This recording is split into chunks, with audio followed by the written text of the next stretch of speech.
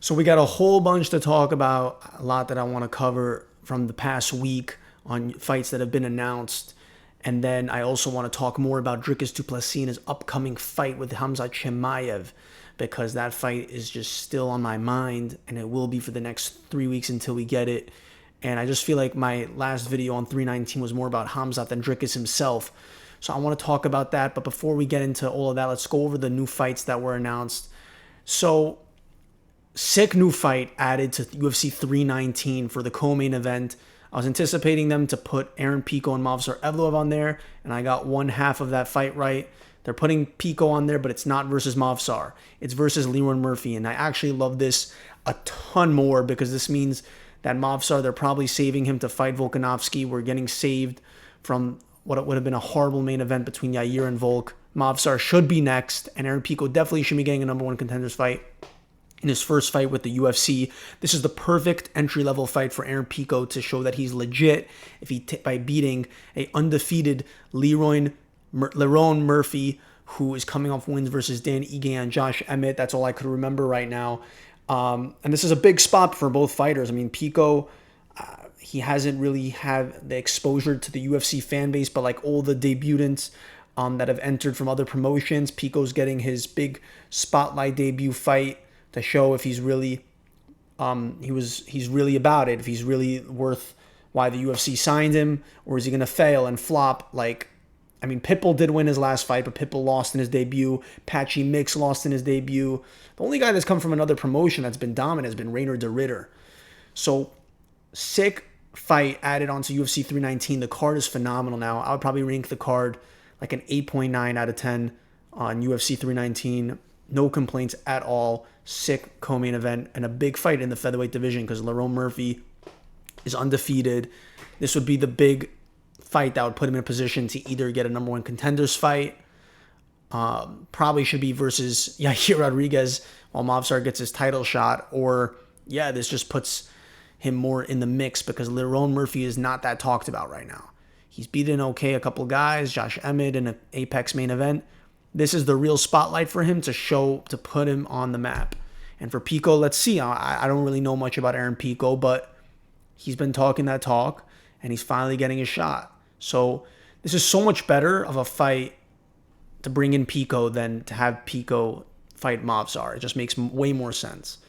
So that's the co-main event for UFC 319 in Chicago. You go on to the next thing.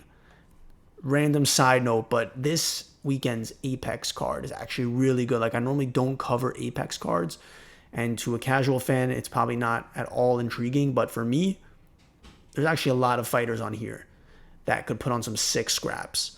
Like, you see right here is Tatsuto Taira taking on Hong Sung Park, the first two Asians to main event from both sides on a card.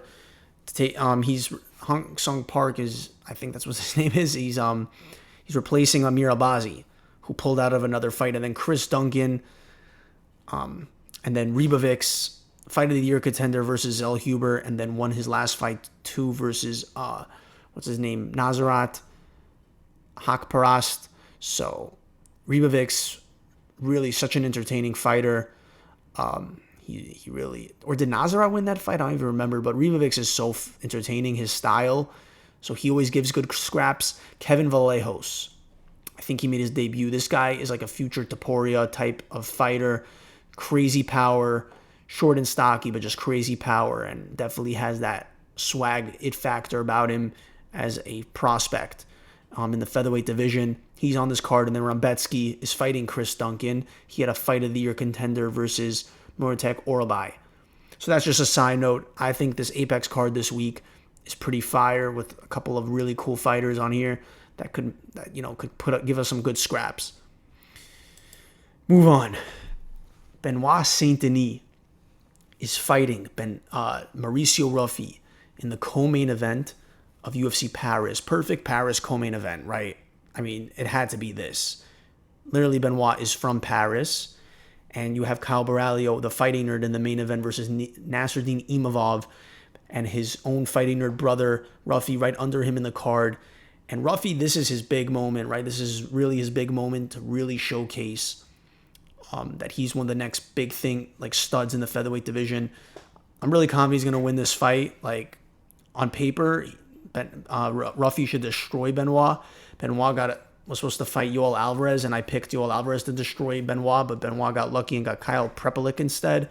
So I don't really include that win on Benoit's record, because before that, Benoit was on a 2-fight losing streak. He lost to Moicano. He got knocked out by TKO finished by Poirier. So Benoit hasn't really beaten anyone legitimate. I'm not really counting his last win. That was kind of a fluke, if you ask me. But yeah, this is great for Paris, and you have 2 fighting nerds on the card now. Borralho taking on Nasruddin, and Ruffy.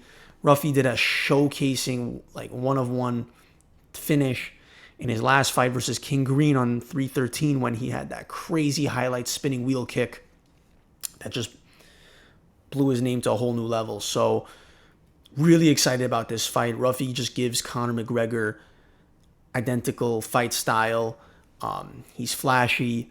He has just a great style, and it's going to be really entertaining to see, because most of the fighting nerds are pretty much undefeated, except for Prates, who lost in the UFC. And I expect Ruffy to do something great on this card, because this is his big coming out party. This is his moment in a co-main event to take out the Paris guy in Benoit. So fire co-main event, and that card is already really good, with Imavov and Borralho as the main event. And then also UFC Perth main event, Carlos Ulberg is taking on Domonick Reyes. Domonick Reyes has had one of the biggest Cinderella stories. Was on top of this division, challenged John Jones, and then lost to John Jones, went on his big skid, and now is currently on a 3-fight winning streak to bring his name back into the conversation at light heavyweight. He beat Dustin Jacoby, Anthony Smith, and then most recently finished Nikita Krylov in the first round. Carlos Ulberg has also been looking really promising. He beat Jan Blachowicz in his last fight. This is a sick main event in the light heavyweight division at UFC Perth. So really great to see. And Domonick Reyes, just the storyline that he's been on is insane. If he beats Carlos Ulberg now, wow. So honestly, I'm not really sure. I haven't watched much of Carlos Ulberg. I don't really know, I don't know what's going to be with this fight. I think it's a toss-up, honestly. It's a really good main event. So those are all the new fights that have been announced this past week. And now I want to talk more about Dricus Du Plessis and what a win would mean for him versus Khamzat Chimaev in UFC 319. Because Dricus, he was kind of on the come up. I've been seeing this post lately that him, Topuria, and Aspinall, before they were all champions, were all on the same card together. They were all in the prelims on a Conor McGregor card. Just think about that. Plessis, Aspinall, and Topuria back to back to back. And Du Plessis, hasn't lost yet in his UFC career, and he's just, if you really think about it, he is a complete fighter. People like to think that he's not on that level because of how awkward and goofy his style is. But he actually has a really well-rounded game. Dricus Du Plessis, he's huge. He's a tank. He has great cardio. He has great power. He even is able to grapple. He's displayed multiple finishes in his UFC career, not just by KOs, but also by chokes. He crank choked. He did a neck crank on Darren Till. He also submitted Israel Adesanya. He finished Robert Whittaker by KO TKO finish, and Derek Brunson. So, Dricus Du Plessis has a deep tool bag. And I'll be honest with you, I was still only getting into the UFC right around UFC 2, so right in the beginning of me getting into UFC, Dricus Du Plessis was fighting Sean Strickland at 297. I didn't even watch that main event, but that was actually a dog fight. And of course, in the rematch, it was very one-sided. Dricus Du Plessis just doing laps on Sean Strickland. Sean Strickland with no offensive game plan to challenge Dricus. So Dricus just played the long game. And also with Israel Adesanya, Israel Adesanya was actually looking really clean in that fight, but Dricus, just with his cardio, his gas tank, was able to outlast in the fight, and eventually he turned it up a notch later in the fight and ended up pouring the punches on Israel Adesanya, getting him down, working, then proceeded to wrap himself around Israel Adesanya and roll him on his back, and then proceeded to choke him out. So Dricus, he's such a complete fighter, and he's really on the verge of becoming one of the middleweight GOATs. I mean, when we talk about middleweights, like, who else is? I mean, Israel Adesanya for sure is up there with what he did in his championship reign. Also Anderson Silva, right? But Dricus, if you think about what he's doing, it's really just amazing. Like, to beat Robert Whittaker, was a middleweight champion. Israel Adesanya, former champion. Sean Strickland, twice, former champion. So with a win over Khamzat Chimaev, who was one of the most talked about up-and-coming fighters to have been in the UFC and to constantly be like talked about in his come up, finishing fighters the way he has, to do what he did to Robert Whittaker, undefeated. If Dricus Du Plessis can handle this guy and finish him in such a way, I think that Dricus Du Plessis is considered one of the elite middleweights already for what he's done. And he should be looked at, and I think also that he should be looked at as a superstar in the sport, right alongside Ilia Topuria and Islam Makhachev. Like, Dricus Du Plessis has been that good. And he's also been active. He's been fighting pretty, like often in his title reign so far. So, and when you look at the rest of the middleweight division, there's so much other good matchups. Like an Imavov, a Baralio, an Anthony Hernandez. Reiner de Ritter eventually, if Reiner de Ritter could win one more fight. It's kind of also like the welterweight, like the old guards kind of making their way out. Israel Adesanya hasn't found a win in like 3 years. Robert Whittaker just lost again, unfortunately.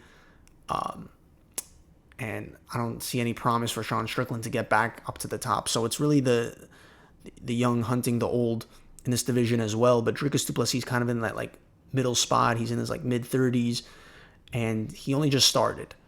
And this would be his third title defense after winning the title. And that's a pretty incredible reign, especially after beating Robert Whittaker in your number one contenders fight, getting Sean Strickland, Israel Adesanya, Sean Strickland, and then Khamzat again, and then Khamzat Chimaev. Like, that's a crazy title reign already for Dricus Du Plessis. So, you know, like I said, Dricus Du Plessis, he's the immovable object at the top of this division, a fantastic champion. And the biggest concern will Khamzat Chimaev be able to take out Dricus within the first...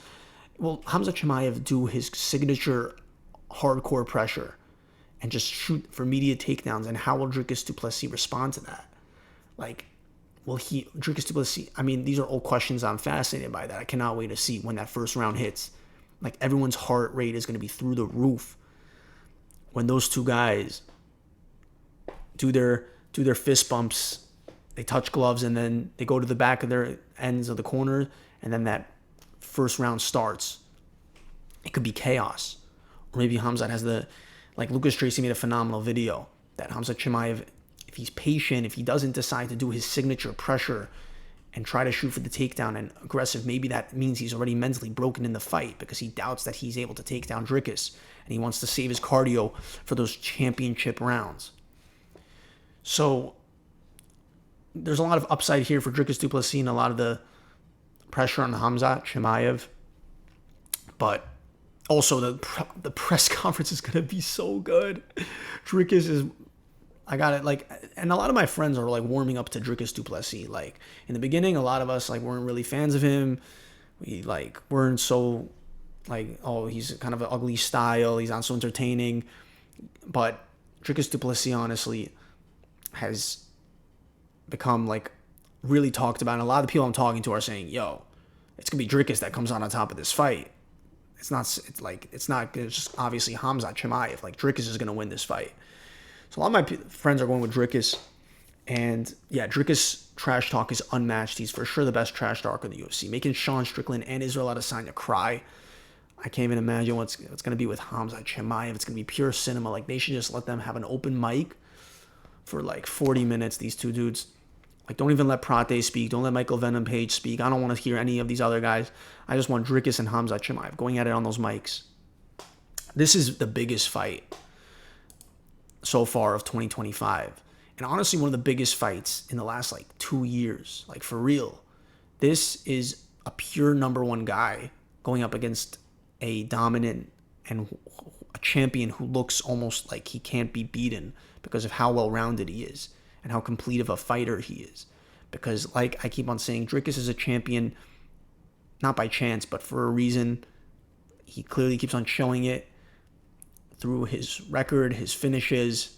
So this fight is just so hype. I'm super excited for it. I can't wait.